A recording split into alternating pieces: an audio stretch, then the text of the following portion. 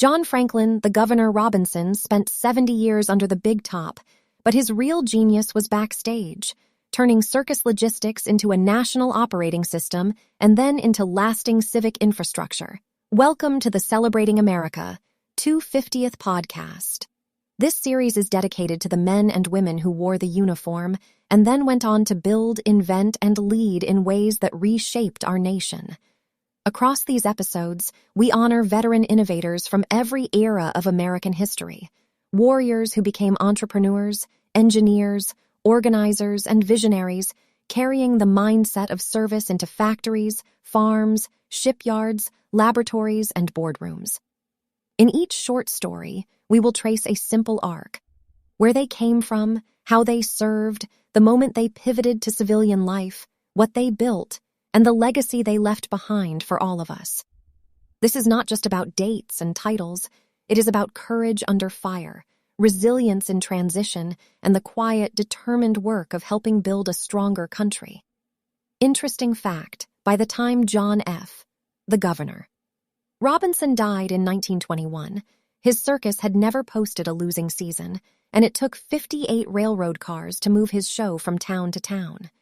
He was also a Union Navy veteran who fought in Mississippi River gunboat battles and later became a stockholder in the Russell Morgan Printing Company and the United States Playing Card Company, tying the roar of the crowd to the quiet hum of industrial presses. This episode follows how a boy literally lifted out of a circus mail pouch became the logistics mind behind a national entertainment machine and a key backer of one of America's most recognizable brands. Early life and background. John Franklin Robinson II, later known everywhere as the Governor, was born on November 4, 1843 in Noonan, Alabama, within earshot of the circus band. His father, John Robinson, ran one of America's earliest wagon circuses, Robinson and Eldridge, traveling the South in 20 to 25 wagons with a single-ring show. On the very day of his birth, his mother had performed under the canvas, and within 6 months the baby was literally part of the act, hidden in a pouch during his father's Courier of St. Petersburg riding routine and revealed twice daily as a live Valentine to delighted audiences. By age 2, he had graduated to pony riding. By 14, he was a featured performer, standing astride 4 ponies at once in the sawdust ring. Growing up, his classroom was a moving caravan, learning route planning, crowd draw, and the unspoken rule that a show that fails to open on time might not survive. 3. Service. Where he learned leadership under pressure. When the Civil War erupted, Robinson left the ring and joined the Union's gunboat squadron on the Mississippi River. He enlisted for gunboat service after a harrowing incident in Lexington, Kentucky, where Confederate sympathizers seized the circus, replaced the U.S. flag with the stars and bars, and drove the company, wagons and all, back across the Ohio River. Aboard those river gunboats, he participated in multiple engagements, including fighting around the siege of Vicksburg, where coordinating ships, guns, and supplies under fire was a matter of survival. The work demanded precise timing, clear communication, and the ability to move men and materiel along a fluid, dangerous supply line, skills that look a lot like advanced operations management in modern terms. By 1865, when he returned from the battle zone, Robinson had learned how fragile systems can be and how much depends on getting logistics right the first time. The pivot.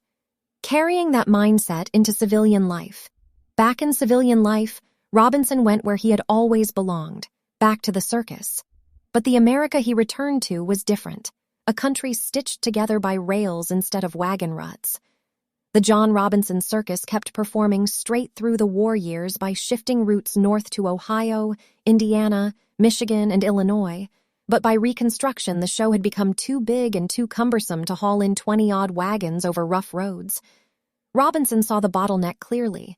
Transportation wasn't just a cost, it was the limiting factor on everything: routes, scales, safety, even what acts they could book.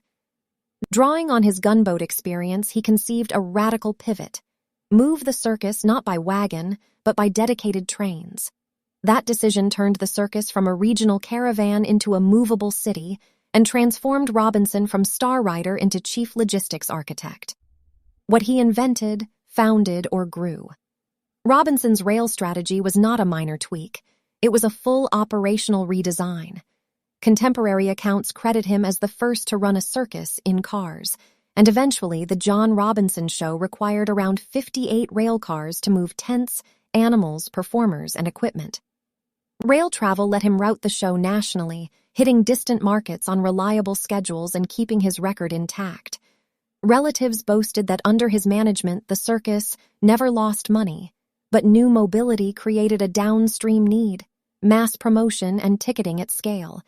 To support that, Robinson became one of the 4 key organizers and financial backers of a Cincinnati printing partnership that evolved into the Russell Morgan Printing Company and ultimately the United States Playing Card Company. As a stockholder and director, he helped fund the industrial printing capacity that produced not just circus posters and show cards, but also branded playing cards, including the lineage that leads to the famous bicycle decks. Inside the circus itself, Robinson pushed practical innovations born from field constraints. He pioneered the dedicated cook tent, first up, last down, to ensure crews could be fed efficiently, and his family is credited with adopting the now standard dirt ring after a wooden ring wagon broke down and necessity forced improvisation. He also navigated crises that tested his systems. A notorious armed clash with town rowdies in Jacksonville, Texas, multiple yellow fever quarantines, and a disastrous train wreck near Hartford, Connecticut, that tore the roofs off animal cages and the ticket wagon, each time rerouting, rebuilding, and keeping the show on the road. By the early 20th century, Robinson could hand the circus over to his son as a modern enterprise, equipped with fine show trains and every known device in the modern show world, a far cry from the 20-wagon caravan of his youth. How it changed lives, industry, or community. When Robinson died of bronchitis at his winter home in Miami in 1921, newspapers recorded the end of 70 years under the big tent, noting that his circus began with the first real circus that America ever has known and ended as a national institution. His rail-enabled model became standard for large circuses, proving that logistics could be a competitive advantage, not just an expense, and influencing how touring entertainment, from traveling shows to modern concert productions, thinks about scale and routing. Through his stake in the Russell Morgan Printing Company and the United States Playing Card Company, he helped build industrial capacity that outlived the wagon era, supporting jobs in Cincinnati and feeding into a playing card brand that would become ubiquitous in homes, barracks, and casinos around the world.